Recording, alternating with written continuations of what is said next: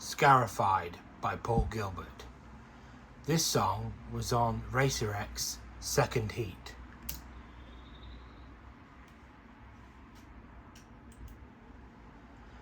Paul Gilbert, teacher and guitarist. Paul Gilbert, the renowned guitarist, known for his work in bands such as Racer X and Mr. Big, has authored instructional material including etudes for guitarists. He's known for virtuosic playing and has contributed significantly to the world of guitar and education and books, videos, instructional material. These resources are often exercises, etudes, techniques to guitarists to improve their skills. Reference.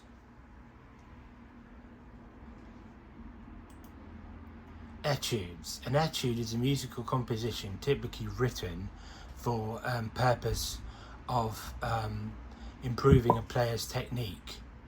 The etude is commonly used by musicians, particularly to those learning to play piano, violin or other instruments, string instruments, to practice specific technical skills such as fingering, dexterity, speed, articulation and phrasing. They often focus particularly on aspects of playing such as scales, arpeggios of specific rhythmic patterns, and can widely vary in difficulty from beginner to advanced levels. While etudes are primarily meant for technical practice, many composers have created etudes that are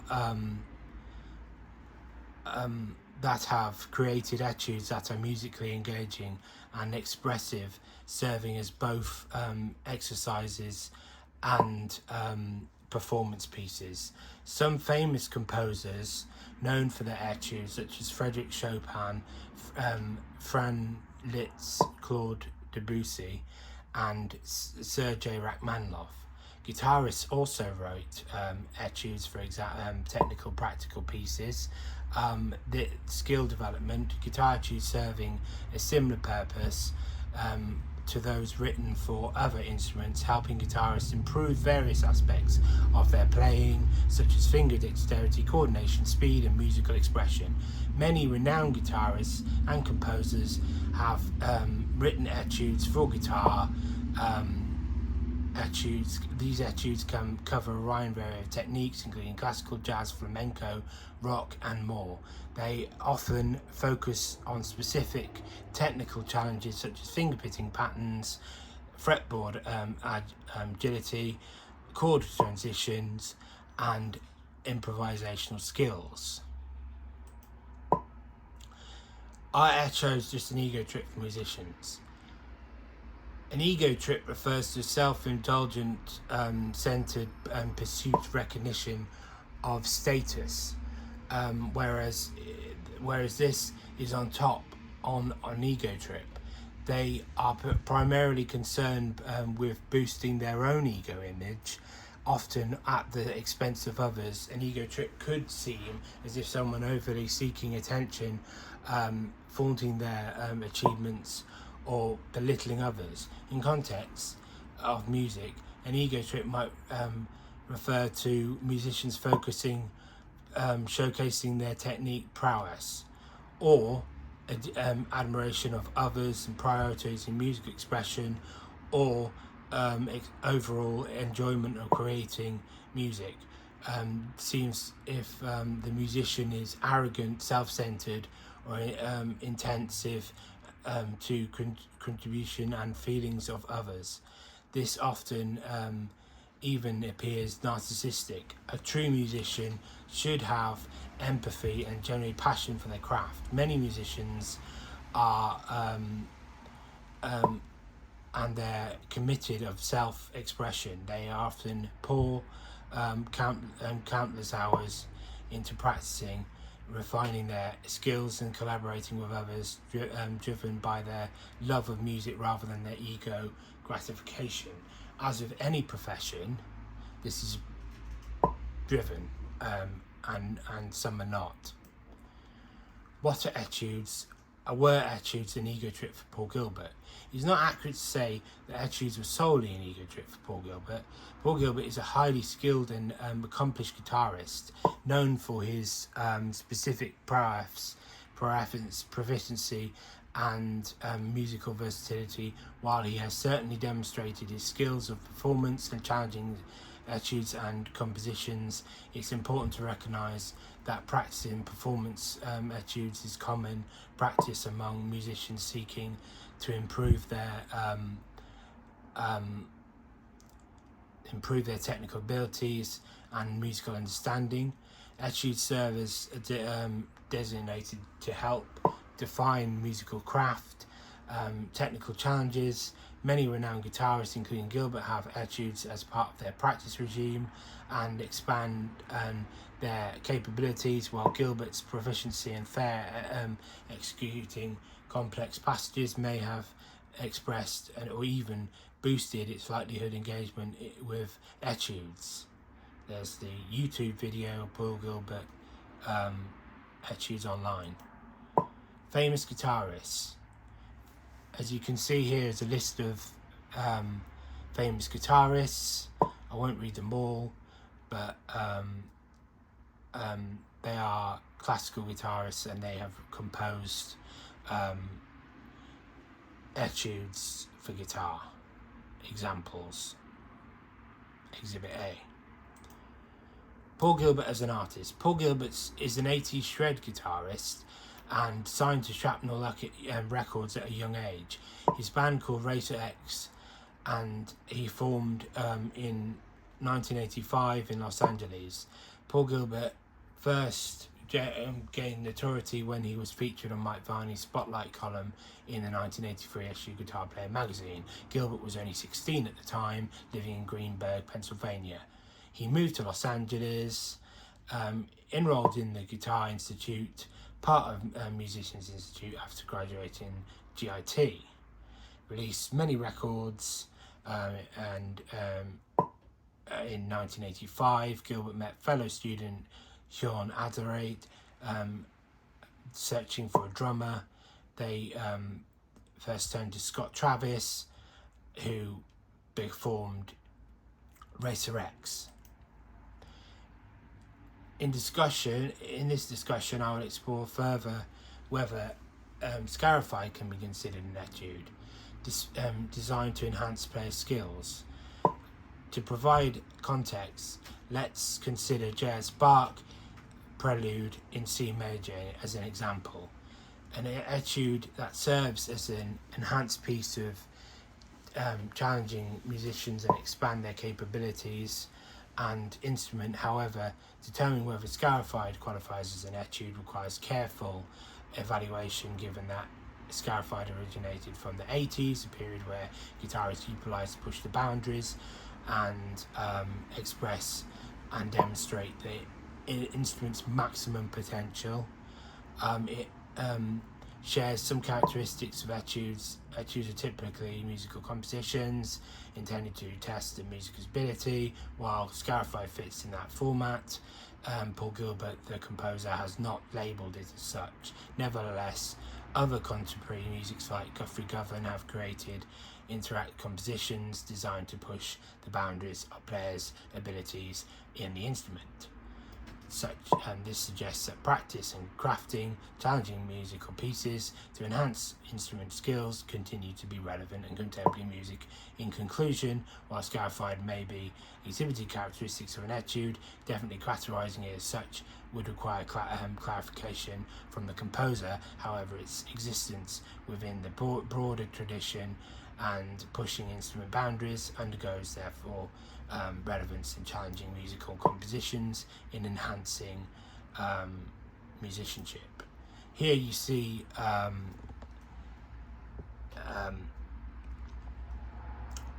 notation similarities and differences between etudes. The one on the left is scarified, the harpsichord segment. This is tabs for scarified, and on the right you have the Bach concerto that it was taken from, as it was taken from the J.S. Bach prelude for harpsichord, and this segment was taken as arpeggios, and these are basically to differ slightly from how Paul Gilbert plays it, because he is a guitarist and the stretches are would be hard if he was playing it exactly like J.S. Bach did on the harpsichord. So how was Scarified written? The main riff of the song was inspired by a double bass drum line from Scott Travis. Upon hearing it during a rehearsal, Paul Gilbert synchronized the riff with the bass drum and built the song around it. Primarily composed in F sharp, the section shifts A minor. In the studio recording, the song is played at 100 BPM. The pre-chorus arpeggio section transitions from D major to F diminished to F sharp. Each chorus produced by a bass lead from one adder lead. The song's chorus is adapted from Johann Christoph Friedrich Bach's 1984 harpsichord concerto in A minor, progression into a tapping section involving guitar and bass. Paul Gilbert performs a solo utilizing E-Lydian arpeggios in sixth chord. The song's final showcase sequence is skipped arpeggio beginning F sharp minor 7 and transitioning into G sharp diminished. It skips and made the 6-string skipping considered one of the challenging hand techniques on guitar. Here you have musical characteristics of Scarified. F sharp is a common key in some rock songs. Here you have me playing the arpeggio for the outro sequence of Scarified.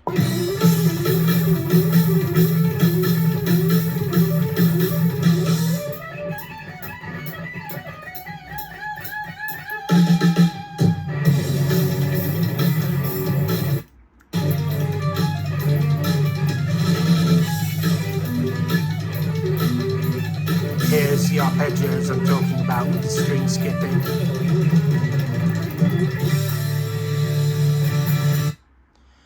There we have the arpeggios. As I was saying, there's quite a big stretch in the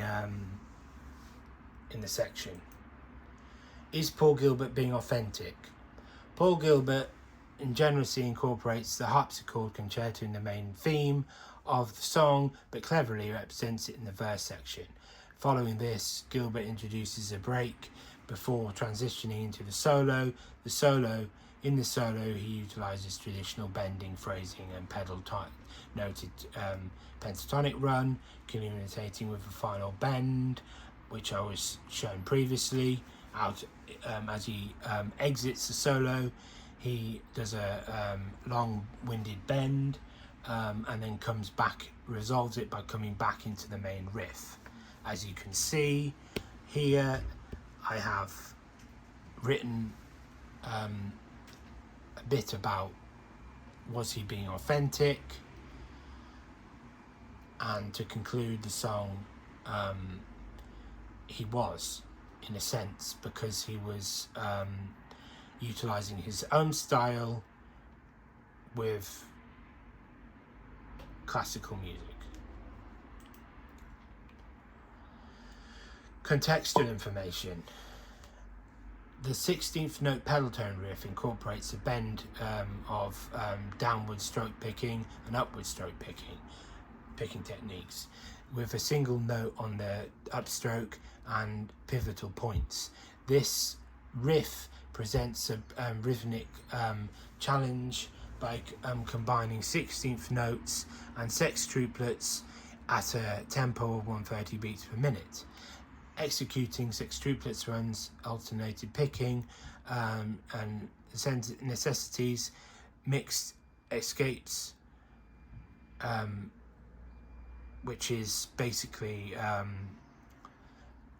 picking at a brisk pace, equivalent to 190 BPM. Are there many notes in this song?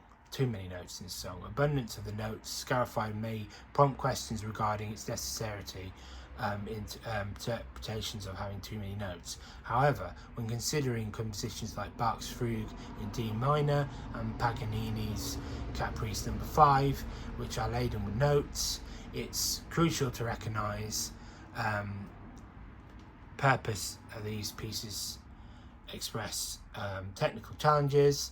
Some musicians like Sean Baxter purposely create pieces involved with player skills, akin to study pieces featured in courses, magazines and guitar books. Similarly, Bach's Anna Magdalena Notebook. What was the scene during the 80s? The scene in the 1980s guitar scene was very competitive. Mike Varney was the record producer who had a lot of guitarists on his books. Jason Becker, Darren Householder, Paul Gilbert and Marty Friedman. So yes, we can conclude that the scene in the 80s was very competitive with a lot of very talented players.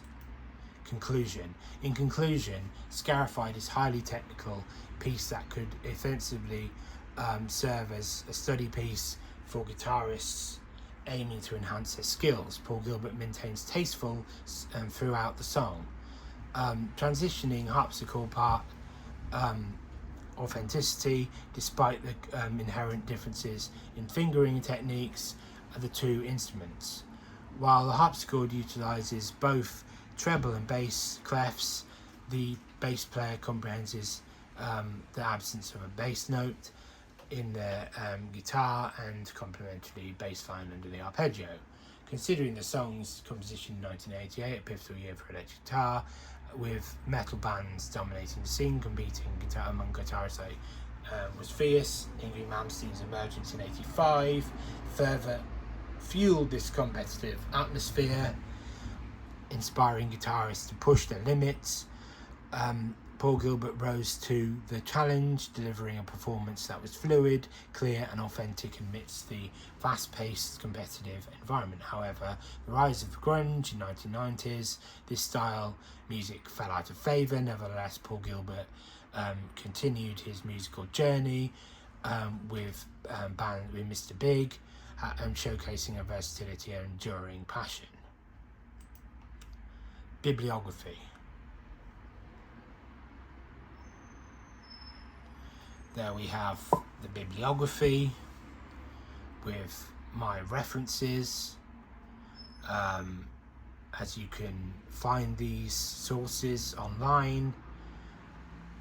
This concludes my presentation. Thank you very much.